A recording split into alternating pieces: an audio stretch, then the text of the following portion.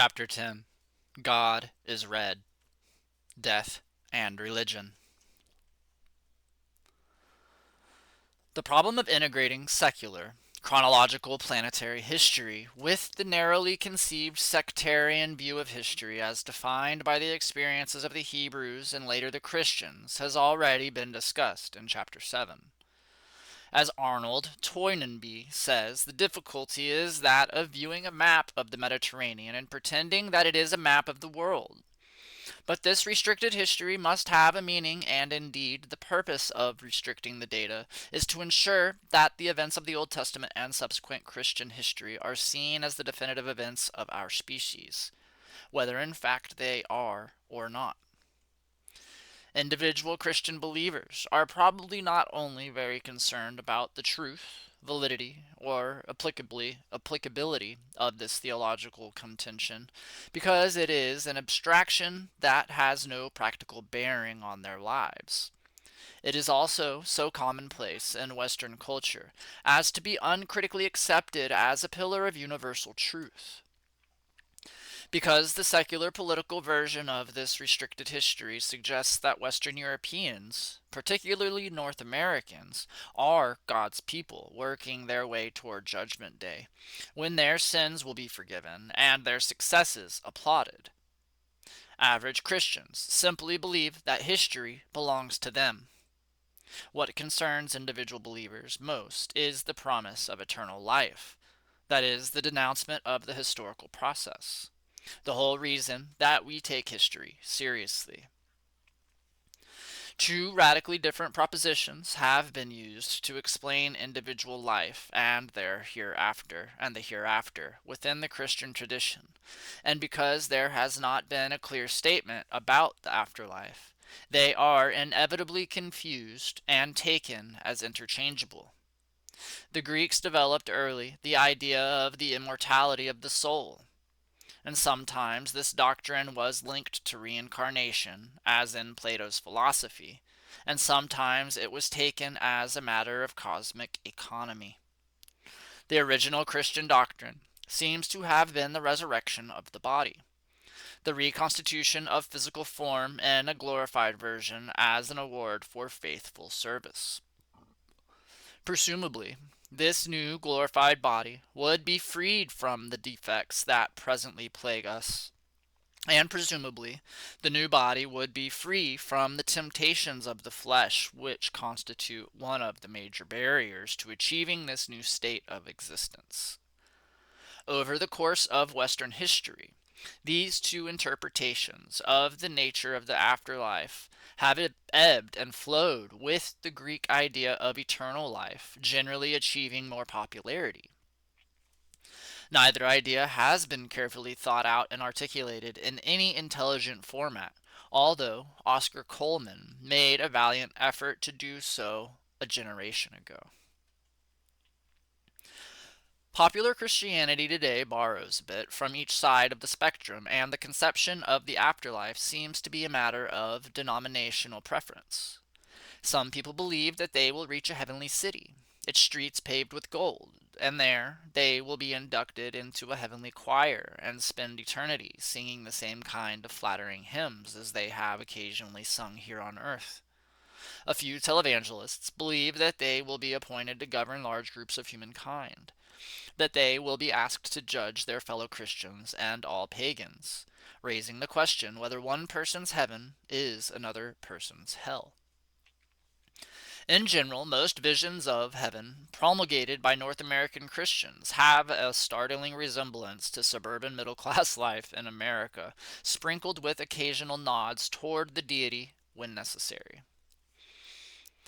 This version of heaven is hardly credible and poses certain conceptual problems of no small magnitude. If the afterlife has no difficulties such as we experience in our lives on this earth, how can life be possible, and who would want to experience it? There are no polar opposites, such as good and evil, hot and cold, pain and pleasure, wisdom and ignorance. Instead, we will all partake of the nice things without the bother of unpleasant things. A strong word in defense of this belief must be acknowledged. Near-death experiences of thousands of people indicate that the afterlife existence may indeed have something of this flavor, although it does not seem to have any connection with any recognizable religion that we follow today.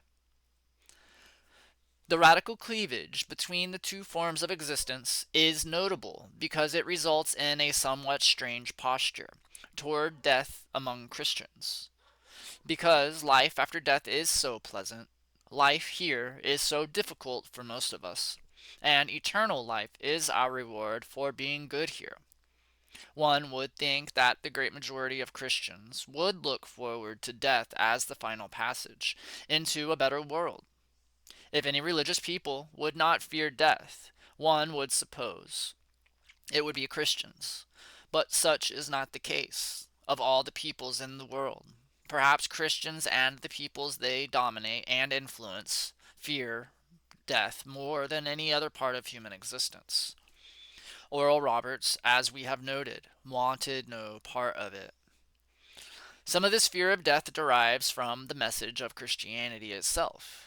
Death was early considered as unnatural to the creation and as an evil presence resulting from the disobedience of Adam in the Garden of Eden. In the Epistle to the Romans, St. Paul saw death as the primary fact of human existence that had been negated by the obedience of Jesus and his mission to humanity. The logic of this idea is consistent, but depends upon historical reality of Adam and the necessity of cosmic retributive processes that, as we have already noted, are modeled after an oriental courtroom and not taken from any observable process of the natural world. Additionally, we do not emotionally participate in the fall of Adam or the redemption of Jesus, except in so far as we experience these things within the context of the Christian church. But the point is that Christ has not overcome death, as the many preachers have declared, because no one is exempted from its presence and effect. Throughout all of Christian history, death has formed a focal point for the tangible confrontation between the people of God and the reality of the powers of this world. Many people have faced death with no fear and a calm demeanor that is admirable, and their religious beliefs seem not to have helped or hindered them very much, because eternal life was the reward particularly reserved for the believing Christian. It was not long before a whole theological network of ideas grew up around death. Traditionally, Roman Catholic doctrine built into the idea of confession the possibility of canceling past sins through forgiveness by receiving the sacrament, and hence one could live a scandalous life and still reach heaven intact by reserving baptism until one's deathbed, or in receiving the last rites which wiped away all previous sins and prepared one to depart directly for heaven as the body stopped functioning. The Spanish, in slaughtering Indians, would have a priest standing by with holy water available as they disemboweled pregnant Indian women. If the fetus exposed momentarily to the outside world breathed or showed signs of life, the priest could baptize it before the soldiers smashed its head against the wall. Jeez. Thereby giving it an immediate audience with the Lord. They used it to absolve themselves. Like, that's sick. That's not Jesus. That's not Christ. That's not Christian. Priests used to accompany the Iroquois war parties who ravaged the Huron villages in Canada in the 1600s and baptized Hurons who were in their death throes. Therefore, baptism has been understood by Christians as a mechanical entrance into the next life. Heavily involved in the Christian concept of death has been the assertion of a day of judgment when the good and evil deeds of people would be evaluated, the good going to heaven and the evil and unbaptized people going to hell, or to some intermediate place where they can congregate until released. Perhaps it was this judgmental aspect of the religion that helped to create the fear of death. For if individuals are not certain that they had lived a good life and were reasonably certain that an eternally burning hell awaited them, death would appear as a final insult of major proportions. Exactly how much of the Christian description of the afterlife depended on the other Near Eastern conceptions of life after death is not certain, because the imagery of the apocalyptic vision in the New Testament seems indistinguishable from other non-Christian versions of that period. If the focus of the religion was concentrated on the afterlife, the life of the present world necessarily took a secondary importance in the religions of the Near East. Instead of the world being the arena in which real events and personalities played themselves out to produce a meaningful and irreversible history, the events and actions of this world had a testing ground aspect to them. What counted was the next life, not this one.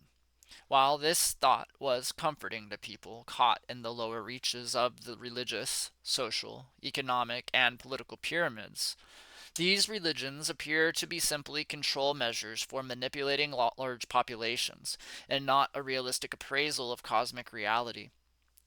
In the last analysis, personal responsibility became a responsibility to the set of behaviors that would guarantee eternal life, and not an ethic that would enable people to deal justly with their contemporaries.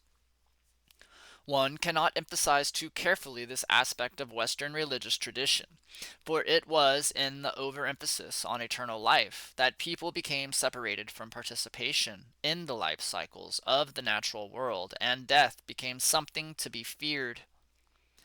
The Protestant Reformation did not improve on the early Christian and contemporary Catholic conceptions of death and the afterlife. Salvation became confused with other doctrines, in particular with the idea of predestination and the prior selection of the elect. Justification by faith alone offered no certain guidelines of living the faith. It was then that people reasoned that God would certainly bless the elect in this life as well as in the next one, and the accumulation of wealth, by whatever means possible, demonstrated that an individual or family was among the elect. The idea of a pre-selected group of people who were known by God through eternity as His people, and who, without any apparent talent or worth, were to have eternal life, presented the ultimate in cosmic injustice. It meant that the majority of people were condemned to live essentially meaningless lives and to be punished simply for the status that had been given to them at the beginning of time. It was not difficult to secularize this doctrine of the elect so that it placed religion in a role in which it simply endorsed the social and economic status quo and admitted anyone who was able to accumulate wealth by any means possible. The Christian doctrine of life after death had another extremely unfortunate aspect. The soul was believed to live on while the body, which was considered gross and evil, was left to decay, although it would apparently be glorified during the turmoil of the second coming. At any rate, by conceiving that it was possible to separate soul from body, Christians then created the most terrible of tortures to be perpetuated on those people who were suspected of heresy.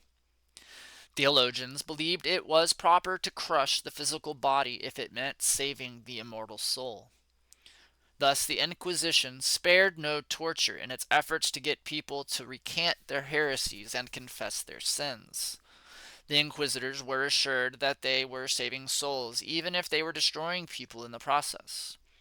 Many of the genocidal acts the Westerners committed against the Indians can be laid directly on the doorstep of religious fanatics who saw conversion and death as the only viable solution to the Indian problem. Near Eastern religions had centuries of practice before and after Europeans came into contact with American Indians. In the field of secular knowledge, there is evidence of the great impact of Christian ideas about life after death. Social scientists simply project common beliefs of Westerners onto the relics of non-Western peoples, interpreting many structures and artifacts as if they represented an obsessive concern with the next life. Legends and traditions are also twisted to fit into the pattern of Western thinking, as if the quest for immortality were universal.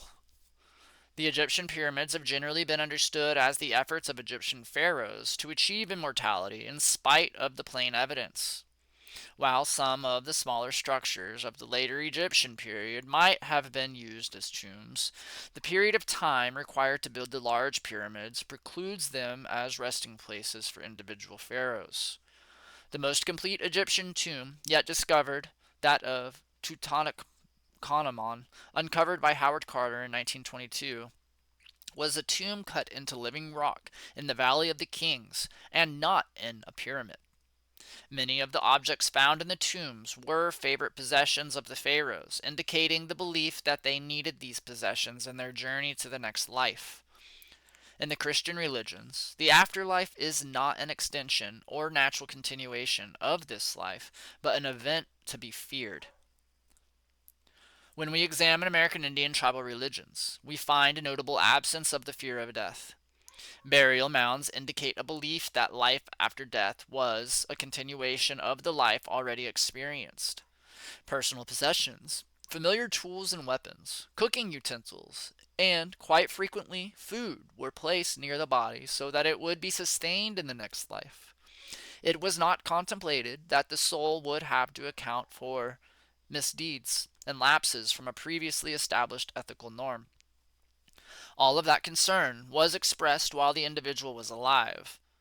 Some tribes viewed entrance into the next life as almost a mechanical process to which everyone was subject, a natural cosmic process to which all things were bound. Many Indians perceived not only that the next life was a continuation of the present mode of existence, but also that the souls of people often remained in various places, where they had died or suffered traumatic events. And people visiting the Sand Creek location, where the Cheyennes were massacred under Colonel Shivington, have told me that they can hear the cries of the women and children who are still living near this dreaded place.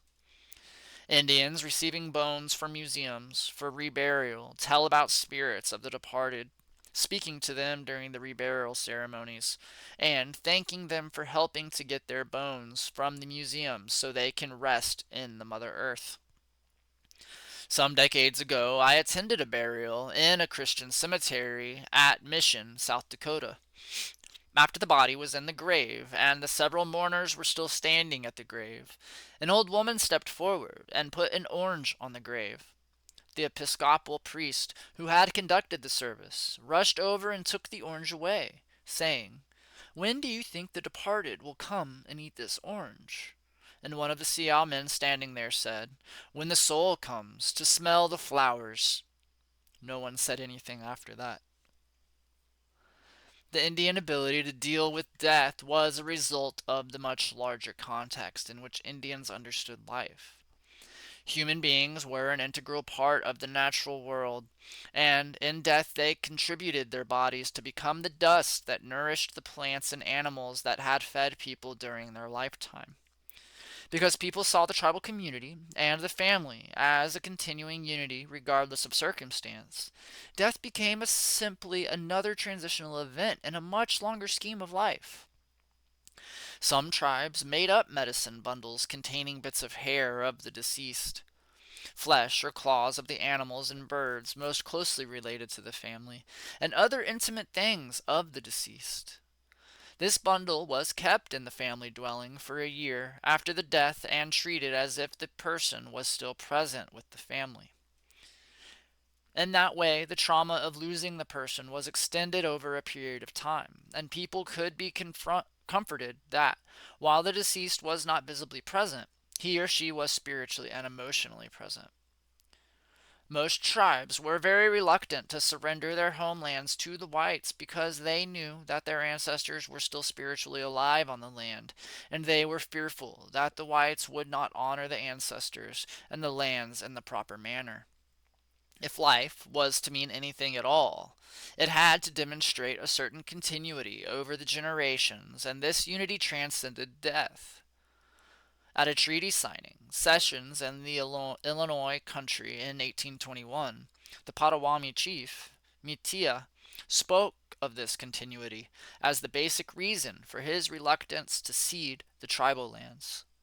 Quote, A long time has passed since first we came upon our lands, and our people have all sunk into their graves. They had sense. We are all young and foolish, and do not wish to do anything that they would not approve, were they living. We are fearful we shall offend their spirits if we sell our lands, and we are fearful we shall offend you if we do not sell them.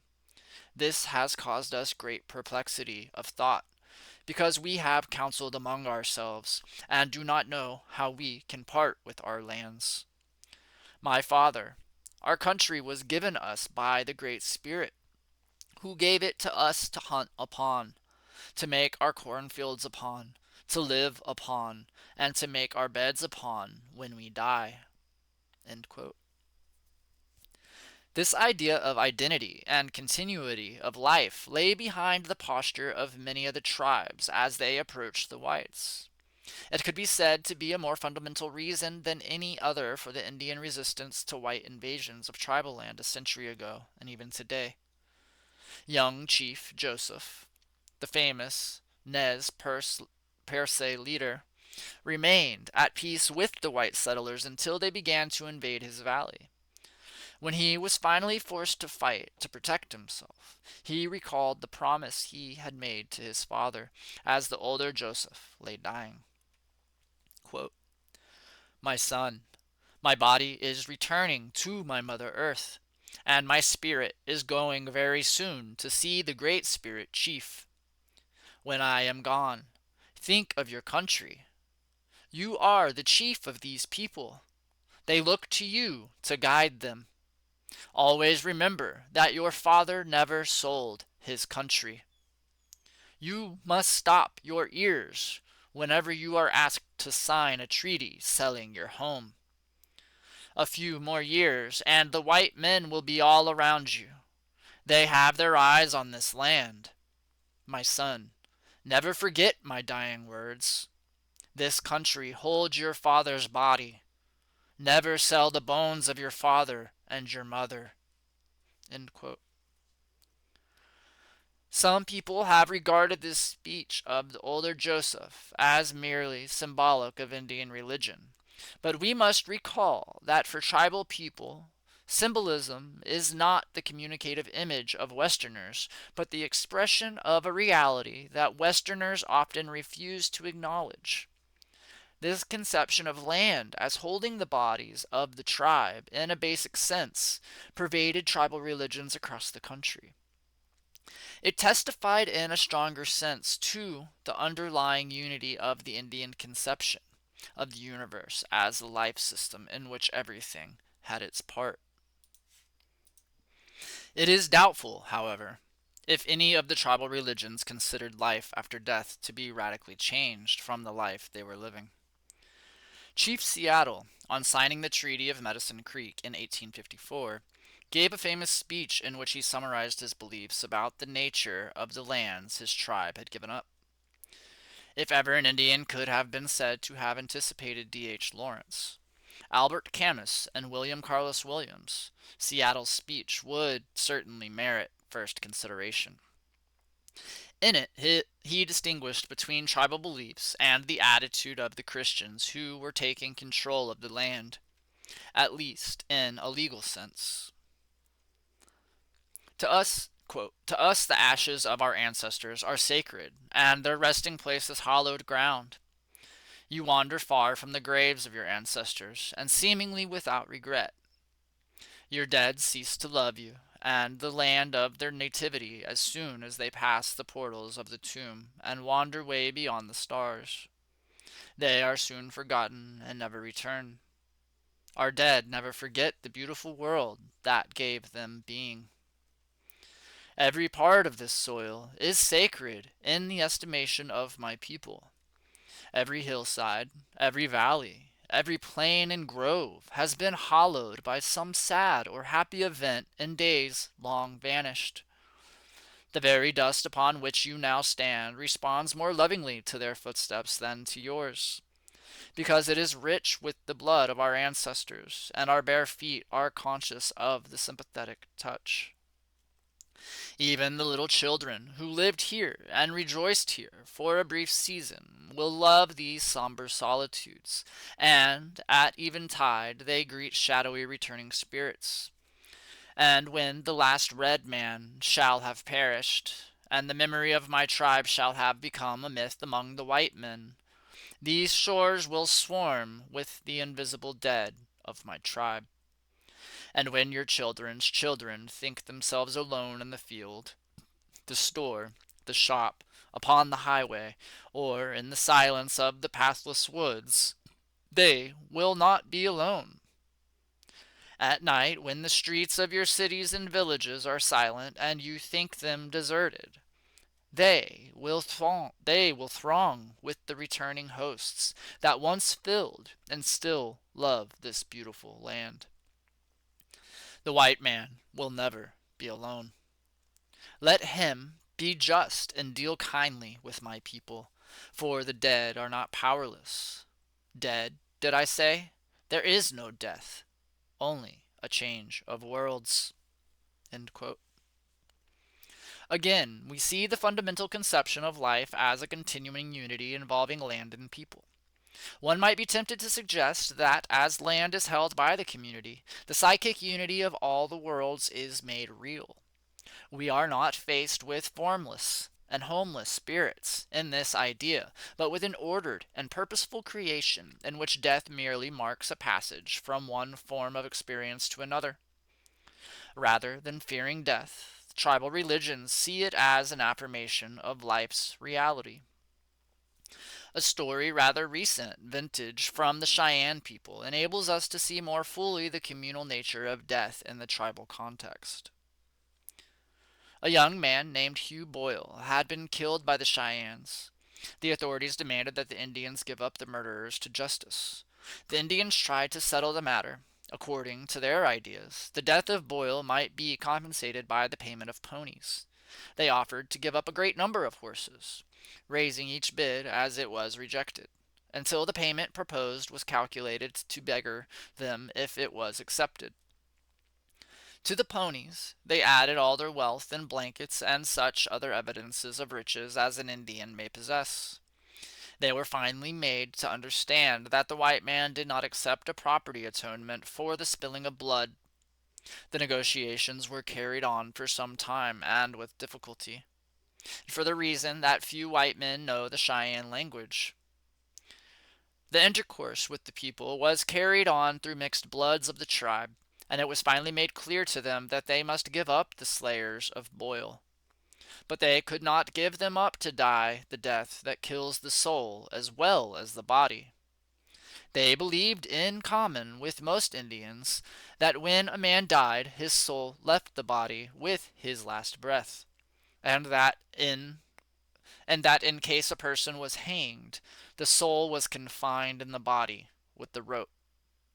They would defend their young men from such an awful fate as was involved in the hanging by the white man's justice. The crime they neither denied nor defended. An ultimatum being sent them that they must bring in the murderers, they sent word back that a Cheyenne was not afraid to die, but would not submit to being hanged. That the two young men, Head Chief and Young Mule, would show the whites how a Cheyenne could die.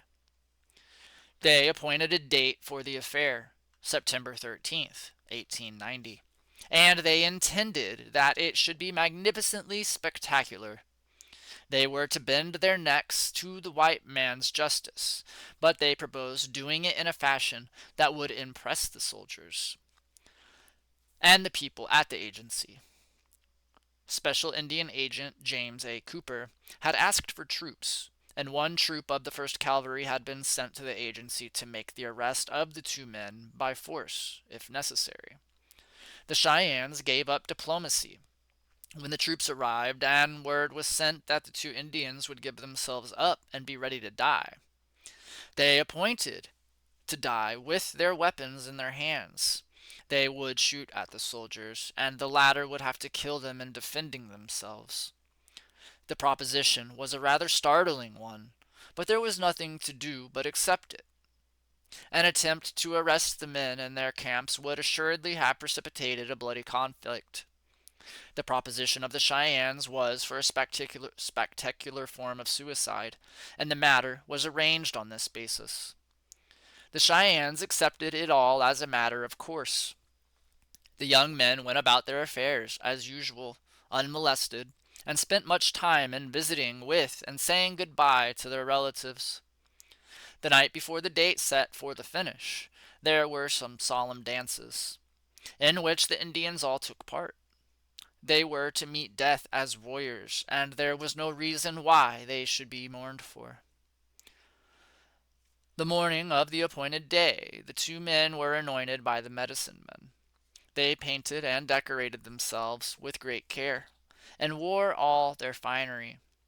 Their best horses were chosen for the ride to death, and the animals were devoted to the same fate that was to be meted out to their masters. For it was unlikely that they could escape the hail of bullets that would be sent at the doomed men. Thus, attired and mounted as warriors should be, the two rode down the slope from the northeast to the agency, where the troops were drawn up. The agency is located on a flat, with a rather sharp declinity across Lame Deer River. The flat is almost surrounded by elevations, and on the ridge to the west the Indians, probably every one on the reservation, were assembled to see the young men demonstrate to the whites how a Cheyenne could die. Beside the agency office, the troop of cavalry was drawn up. Alongside of them stood the agency Indian police, close to their headquarters. The agency people were scattered about, out of what might be the line of fire when the shooting began. Never was a stage so set for so spectacular a tragedy. At the time appointed for the coming of the men, they appeared at the top of the hill to the northeast, and dashed down the hill at the best pace their horses could make. As they rode, they sang the death song of their people, and before reaching the level ground, they began shooting into the ranks of the soldiery and Indian police. The fire was answered at once, the cavalrymen firing rapidly, but ineffectively. The Indian police, or one of them, made better practice, for one of the Indians went down with his horse in a heap just as he reached a little clump of bushes. The bullets of the police and soldiers could not find the other man. They fired at almost point-blank range, but his life was charmed. He rode, shooting and singing, past the cordon of troops and policemen, out beyond the agency, then turned and rode deliberately back. He had passed the troops a second time before the fire of the soldiers and the police was effective. End quote. The primary concern of the Cheyenne community was the preservation of life. When, however, it was evident that the men could not be saved, the concern shifted to preserving human dignity. The young men perfectly reflected the tribal belief, for they did not fear death, only a meaningless death that would discredit their community and violate their religious beliefs. The symbolism of dying as warriors was not something that extended beyond the grave, as in the Germanic vision of the afterlife, in which warriors were rewarded for their exploits by continual feasting and access to beautiful and pliant maidens. The Cheyenne response can only be understood as an affirmation of life, not as preparation for a radically different type of existence. Immortality is secondary to integrity of tribal existence in the present, and we find not a cringing fear of death, but a religious community so strong as to virtually shrug off death as an enemy. It is probably in the idea of the death song, which was found in many of the tribal religions, that the idea of death can adequately be understood. The death song was a special song, sung as a man faced certain death. Often it taunted his enemies, who were in the act of killing him. More often it acted as a benedictory statement by the individual to summarize and conclude his time of existence. Rather than being a feverish preparation for death, it was the final affirmation of the meaning of individual existence, for it glorified the personal integrity of the person. It individualized his tribal membership in a manner bringing credit and meaning to his life as a tribal member. One of the most famous death songs was that of Satank, the famous Kiowa chief who was being taken as prisoner to Texas for trial after a raid against the army. As he tore the manacles from his wrists and stabbed one of his guards, Satanak chanted, quote, "O sun, you remain forever, but we, Kate Sindko, must die. O earth, you remain forever, but we, Kate Sindko, must die." End quote. Here we find no cringing to confess sins and imagined failures. The specific events of one's life as judged by external standards pale beside this basic affirmation and acknowledgement to the rest of creation that finitude is but a role drawn by a person in this form of existence. The singular aspect of Indian tribal religions was that almost universally they produced people unafraid of death. It was not simply the status of warrior in the tribal life that created a fearlessness of death. Rather, the integrity of communal life did not create an artificial sense of personal identity that had to be protected and preserved at all costs. Many other examples could be used to show the Indians' attitude toward death. The 5 civilized tribes of Oklahoma had their own courts in the last decades of the 19th century. Occasionally, a member of the tribe was sentenced to death. Upon the passage of the death sentence, the condemned would be informed when and where the execution would take place. He was then released to spend his remaining days with his relatives. As the day approached, he would perform any obligatory religious ceremonies, say goodbye to his relatives, and on the appointed day, report to the place of execution to be killed. While this behavior was common among Indian tribes, how many Christians fully believing in the hereafter would act in comparable manner? Some tribes had special ceremonies to be used in conjunction with the dead. The Lakota, or Sioux, for example, had a ceremony in which the sacred pipe was used, and the souls of the recently departed were kept with the tribal community to be purified and eventually released. In a tragic interference with the tribal religion, the government banned this ceremony in the 1890s, causing a great trauma among the people. The Iroquois had special ceremonies in conjunction with their New Year's celebration, in which the dead of the past year were remembered. In general, we could say that the afterlife was not of overwhelming concern to people of the tribal religions. Vague references to the lands of the spirits, descriptions of the Milky Way as the path over which the souls traveled, and concern for the departed spirits remaining, which was prevented in some tribes by burning of personal possessions, probably indicated distinct beliefs of certain tribes. No highly articulated or developed theories of the afterlife were ever necessary, and certainly none projected a life radically different than that experienced on earth. Some additional distinctions between tribal conceptions of the afterlife and Christian ideas can be drawn that will be particularly helpful.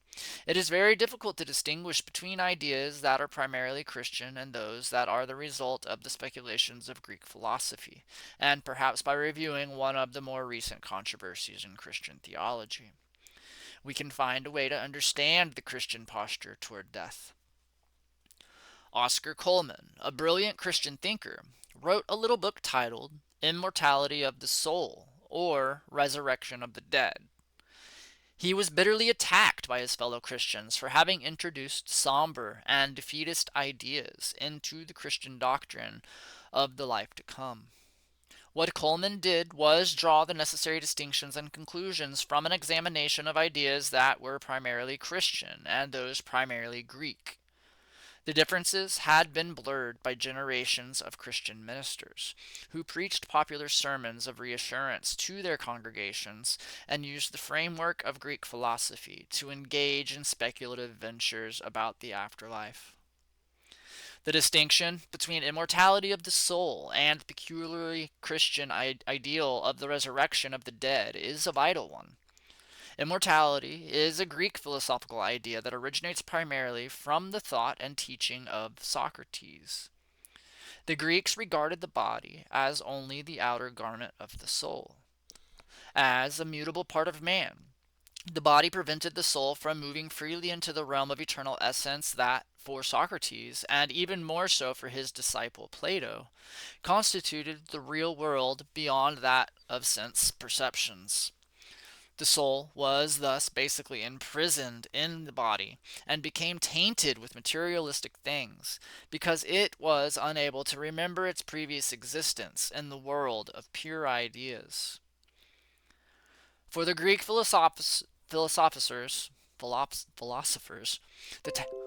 task of the individual was to free his soul from its bondage to the body. This release could be effected in a number of ways, the pursuit of knowledge of the world of ideas being the most sublime, and every approach seemed to be based on the conception of man as the rational animal. Upon death, for the Greeks, the soul was released from the body. Coleman placed a great deal of emphasis in his book on the distinction between the deaths of Jesus and Socrates, pointing out that death was a welcome visitor for Socrates, but a dreaded and tormenting experience for Jesus. Coleman found that death, in the Christian context, was a feared foe. Death was an event to be avoided at all costs because it meant the cessation of identity. Coleman suggested that all men naturally feared death, and that the Greek rational approach to the termination of life served only a select few who had become so enamored of their philosophy that they could welcome death as a natural conclusion to the journey of the soul in a world in which it was a stranger. The great innovation of Christianity, according to Coleman, was that it preached a message of bodily resurrection, in which the totality of human personality was to be reconstituted. Death was understood as the destruction of all life, created by God, not the shedding of the body by an indestructible soul. Jesus' resurrection meant that God had prepared a special existence for his followers, which was apparently not available to those who had not heard or those who had but did not believe. Resurrection on the last day was therefore a singularly revolutionary concept in religion. Other religions had foreseen a continuous existence after the death experience and purported that the spirits or souls of individuals had some measure of permanency beyond the grave. Christianity was the only religion to confront directly the question of total personality survival, and it found in the fact of Jesus' resurrection a basis for overcoming the agony of death experienced by the majority of men. Coleman's thesis is as revolutionary today as it was when first published nearly 4 decades ago. It is perhaps the most strenuous analysis of the problem, and Coleman grounded it well in biblical thought, using a minimum of philosophical argument and analogy for his conclusions. It is doubtful if the majority of contemporary Christians would support or believe Coleman's distinction between immortality of the soul and the resurrection of the dead. Most people who believe themselves to be Christians are thoroughly Greek in their beliefs concerning life after death. Tribal religions show an almost total absence of concern about either doctrine, but both doctrines would appear to tribal peoples as separating the body and the spirit of man in a detrimental manner. A majority of the tribal religions simply assume some form of personal survival beyond the grave. As Chief Seattle remarked, death is merely a changing of worlds. Christian cemeteries reflect a curious mixture of belief, and one cannot say for certain whether they are based on the premise of the bodily resurrection or on the idea of the immortality of the soul. The use of stone gravestones indicates a determination not to allow the body to become a part of the soil. Waterproof caskets and other devices designed to preserve the body for as long as possible may indicate a belief in the resurrection of the actual body of the departed. However, the monuments to great individuals may mean that there is a desire to perpetuate people of stature in the human memories that could be interpreted as honors to great souls. Lame Deer, in his autobiography, remarks that the old Indian graveyards had markers of wood because it was felt that the body and the wood would both return to the earth as intended. He contrasted this attitude with the granite headstones to illustrate the distinction between Christian and Indian attitudes toward death. In the very old days, many of the tribes employed various means of burial, almost all of them aiming at the return of the body to the earth. Strangely enough, there has been habitual conflict over the interment in Christian cemeteries of non-white peoples. During the Korean War, a Winnebago Indian, Sergeant Rice, was killed in action, and his body was returned to Seal City, Iowa for burial. But the good Christians in Seal City forbade his burial in a cemetery reserved for whites. To the great embarrassment and grief of the family, the body remained unburied until finally accepted for burial in Arlington National Cemetery. The newspapers frequently feature stories of similar incidents involving African Americans, Indians, Chicanos, and Asians. One can only conclude that the Christian religion and its promise of the afterlife is not meant for non whites. Christians either do not believe in resurrection or they exclude non whites from their heaven. According to Goldman, death has been conquered by Jesus on behalf of all humankind. As the belief in the afterlife has eroded in Western civilization, a further twist has been added to the concept of death. Western peoples avoid mention of death at all costs. Insurance peddlers always speak of taking out insurance in case something happens. The implication, of course, is that pending an irrational and arbitrary action of God, every good tax-paying white citizen will live forever. This belief is rarely articulated as a formal doctrine, but we cannot help but recognize it as the fundamental approach of contemporary Western peoples toward death. If the Christian religion is a victory over death, why do Western peoples who have had the benefits of the Christian religion for 2,000 years fear death? Toynbee once described death as totally un-American, an infringement of each individual's right to life, liberty, and the pursuit of happiness. As a subversive activity, death has recently come under examination by Western thinkers attempting to chart out the possible parameters of the problem. Rollo May, for example, suggests that the American preoccupation with sexual activity may in part be a response to the finality of death, and the incessant concern for new sexual freedoms might be efforts directed toward a deliverance from death anxiety. Regardless of how we attempt to explain it, the fundamental distinction between tribal religions and the Christian religion, including secular Western attitude toward death, must revolve around the conception of creation. For the tribal people, death, in a sense, fulfills their destiny.